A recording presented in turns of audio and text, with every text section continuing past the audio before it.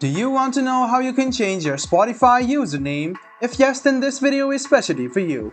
Hello and welcome to 1-2-Step. It's your host back again with yet another interesting tutorial video. In this video, I'm going to teach you how you can change your Spotify username.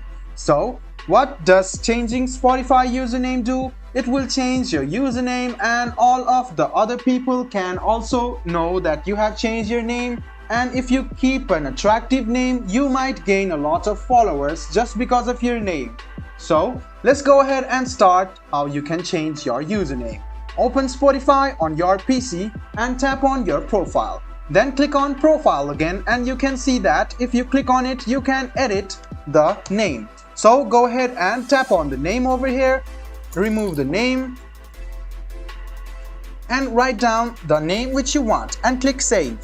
After you do so, you can see that your Spotify username has been changed. Let me show it to you once again. Open Spotify PC, tap on your profile, click on profile again and tap on your name. Then go ahead and write down the name which you want to choose. And then click save.